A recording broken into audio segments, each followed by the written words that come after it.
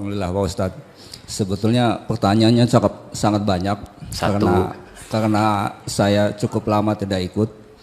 Tapi mengingat situasi udah hampir jam 6, jadi tadi saya pilih-pilih di otak saya, mungkin satu aja Pak Ustadz. Ya, silakan. Jadi pertanyaan saya adalah di surat 63 ayat 10 yang kira-kira di Al-Munafikun ya. Di dekat di akhir-akhir ayat itu, jadi orang yang sudah akan meninggal, dia kalau bisa dikasih kesempatan kira-kira ingin bersedekah Pak Ustadz. Jadi pertanyaan saya, kenapa ya sedekah itu yang dia ingat gitu loh, bukan yang lain gitu Pak Ustadz. Baik. Itu aja. Terima kasih. Assalamualaikum warahmatullahi wabarakatuh. Kalimat Qur'annya kan fa'as-saddaqa wa aqum minas salihin. Wa la yu'akhirallahu nafsan ya idza jaa ajaluha. Baik. Jadi ada orang-orang yang saat diberikan kesempatan oleh Allah di dunia, dia tidak memaksimalkan kesempatan itu untuk berbuat baik. Dan tolong ingat ini ya, ini surah ayat masuk di surah Al-Munafiqun. Orang munafik. Nah, sifat munafik itu dibagi dua oleh Quran. Ada memang orang-orang itu non-muslim dalam konteks kafir, tapi lebih banyak yang merasa beriman, masuk Islam, mengaku muslim, tapi tidak memanfaatkan keislamannya dengan baik. Misal, kalau non-muslim punya harta banyak tidak berzakat karena nggak punya iman. Tapi ini sudah masuk Islam, harta dititipkan oleh Allah, nggak mau zakat. Kalau non-muslim tidak mau sholat, nggak beriman. Tapi ini sudah beriman, nggak mau sholat. Jadi sebetulnya apa yang ada dalam jiwamu gitu kan, itu kalau bahasa Quran itu. Seakan-akan iman itu nggak sampai ke hatinya, cuma di mulutnya aja mengatakan saya muslim. Tapi karena nggak sampai ke jiwanya tidak teresapi. Itu diantaranya ada di Quran surah 49 ayat ke-14. Kan qalatil a'rabu amanna, orang-orang Arab Badui mengatakan saya beriman. Kul katakan Muhammad lam tu'minu, kalian belum serius imannya, belum beriman dengan serius. Walakin qulu aslamna, cukup katakan baru masuk Islam. Islam itu kan baru bersyahadat. Walamma yadkhulul imanu fi qulubikum, sedangkan imannya enggak masuk ke hati, jadi cuma di lisan aja. Muslim ya, muslim. Beriman. Kok enggak sholat? Ya itu kan urusan saya dengan Allah. Ya. Om, ke masjid yuk. Duluan aja.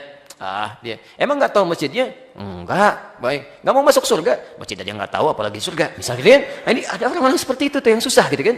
Padahal sudah beriman. Wa fi adanihim waqra, Quran surah ke-6 ayat ke-25. Di telinganya ada sumbatan. Jadi kalau kayak konser, kayak macam-macam tuh gampang kedengarannya. Tapi suara adzan yang di samping rumahnya nggak kedengaran Pak. Nggak kedengaran itu ya. Bahkan matanya terhalang.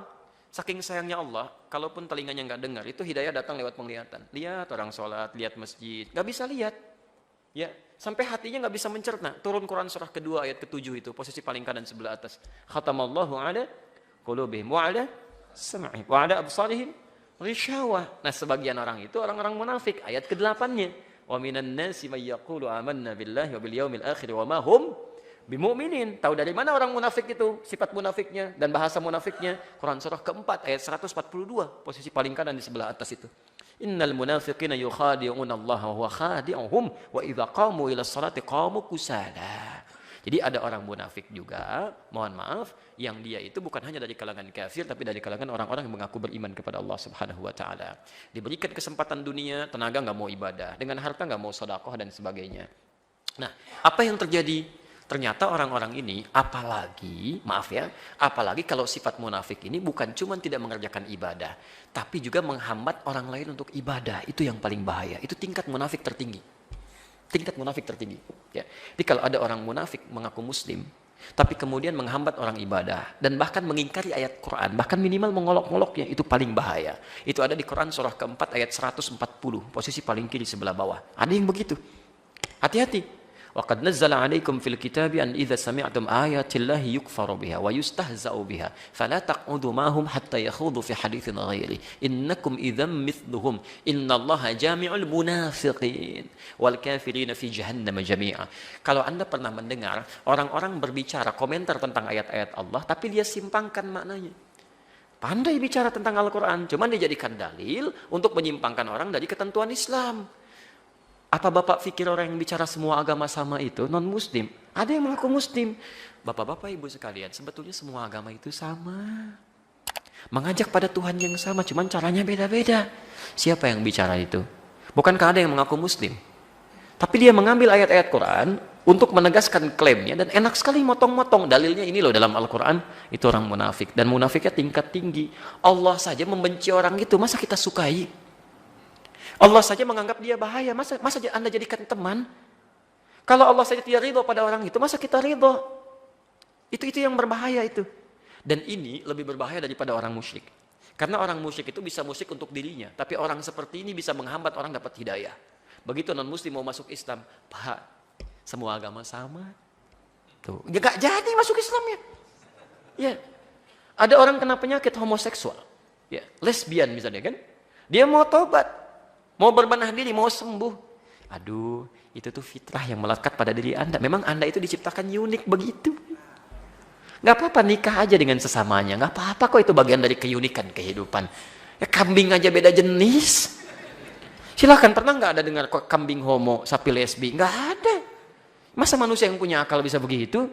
Tapi orang ini kemudian menghambat orang lain untuk menjadi lebih baik. Itu paling bahaya. Makanya Allah menyampaikan, orang ini kalau nggak tobat selama hidupnya, maaf ya, itu kalau nggak tobat, itu kata Allah langsung disampaikan, akan kami kumpulkan di neraka jahanam bersama orang kafir. Dan yang paling menarik, orang ini masuk neraka jahanam duluan dibanding orang kafir.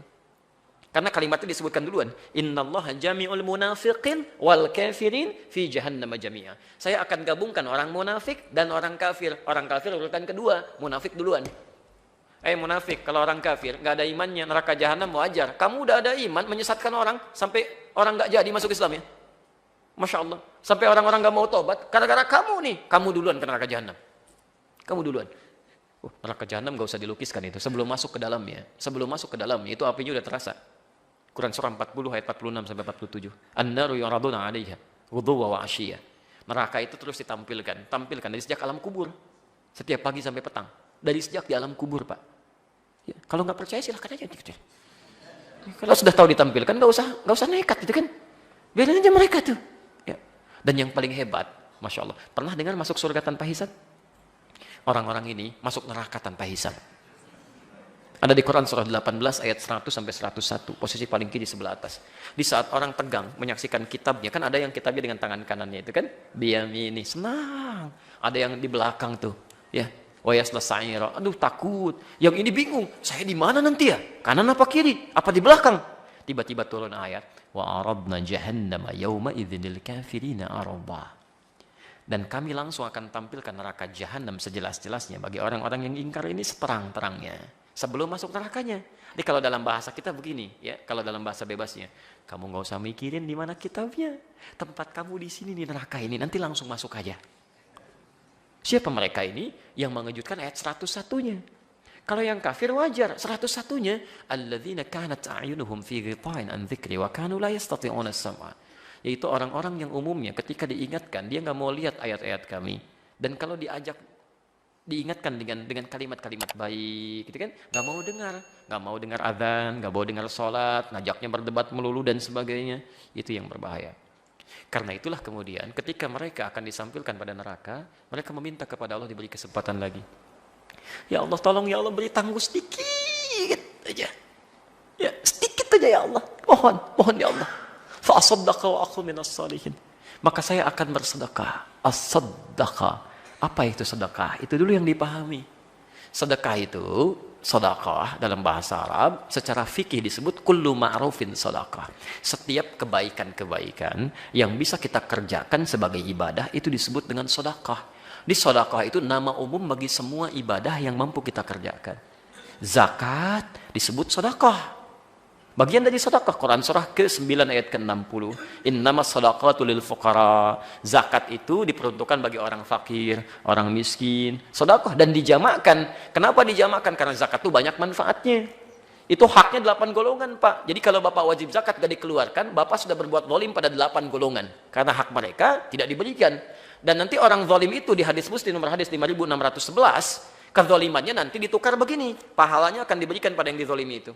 Jadi kalau Anda nggak keluarkan zakat, nanti pahala-pahala baik Anda itu akan ditukarkan dengan orang-orang yang dizolimi oleh Anda.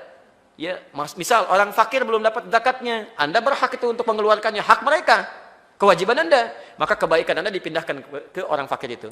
Kalau Anda nggak punya modal kebaikan lagi, maka dosa-dosa orang fakir itu diambil, disimpankan kepada Anda. Dibalikan. Itu belum selesai, baru fakir, belum yang miskin. Kan? Belum yang mu'allaf. Kan? Ya Allah, saya itu kurang ibadah karena nggak ada tuntunan, ya Allah. Saya mau baca buku, bukunya nggak ada. Mau belajar berangkat taklim, nggak ada perangkatnya, ya Allah. Karena memang perangkat saya yang diambil dia, haknya dalam zakat yang belum dia keluarkan, ya Allah. Nuntut tuh. Wal gharimin. Hati-hati, gitu kan? Banyak hal itu. Sampai ke yang wafi sabilillah dan sebagainya. Orang-orang Rohingya pada teriak. Orang-orang Aleppo pada teriak. Ya Allah, keadaan kami begini, ya Allah. Sulit mendapatkan makanan dan sebagainya. Bukan karena makanan nggak ada juga rezeki darimu, ya Allah. Tapi rezeki kami itu dihambat oleh orang-orang yang punya zakat. Nggak pernah dikeluarkan, ya Allah. Antum mau jawab apa? Infak itu disebut dengan sedekah. Salat kita disebut dengan sedekah. Haji disebut dengan sedekah. Umrah disebut dengan sedekah.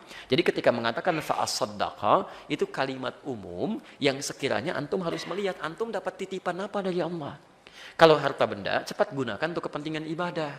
Pertama kali jangan jauh-jauh, sekitaran dulu. Ibadah lingkungan keluarga, coba cek orang tua. Infak mau jauh-jauh dulu, coba cek ibu bapak, barangkali jarang cerita. Tapi kok sindiran-sindirannya terasa. Sikap-sikapnya nampak gitu kan. Maka infak pertama itu untuk orang tua. Quran surah kedua ayat 215. Istri, anak-anak, carikan sekolah yang bagus. Ini kan kadang-kadang aneh antum ini. Tetangga dipikirin, anak sendiri dibiarin. Ji, kemana kemarin? Di masjid nggak talim, saya tungguin. Tetangga disebut-sebut, anak sendiri nggak diajak.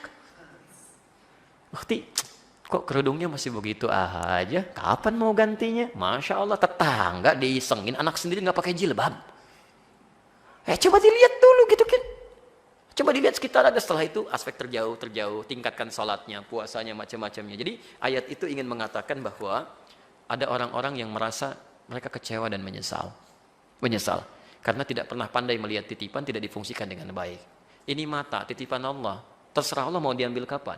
Mumpung masih ada penglihatan baik, gunakan untuk melihat yang baik-baik. Lihat mushaf, baca Quran. Kalau sudah diambil Pak, mau lihat apa lagi? Ini kaki, titipan Allah. Terserah Allah mau ngambil kapan aja. Mumpung masih ada, gunakan yang baik-baik. Ada orang kakinya lumpuh, masih mau ke masjid. Antum masih pada sehat, belum mau melangkah juga. Saking sayangnya Allah, sepeda dikasih, motor dikasih, mobil dikasih. Kalau hujan nggak bocor gitu kan, silakan. Ada orang nggak punya sepeda, nggak punya mobil, ya nggak punya, bahkan kendaraan aja nggak ada. Jalan kaki ke masjid, jarak rumahnya 1 kilo, masih ke masjid jalan kaki. Ya Allah. Saya kira itu Pak Arif ya, halo? Ya. Baik, jadi silahkan ya Pak Arif, punya potensi apa subuh ini ya. Kalau ada harta titipan silahkan, jamaah pulang ada yang lapar ya sediakan sarapan gitu kan. Kalau ada buku lebih ya silahkan infakkan ya. Itu ada potensi. Ya, fa'akum minas solihin, dan supaya diberi kesempatan untuk mengerjakan amal soleh. Jelas ya? Baik, itu contoh saja. Terserah Pak Arif mau dikerjakan atau tidak kan, itu hal yang lain. Cukup ya? Baik.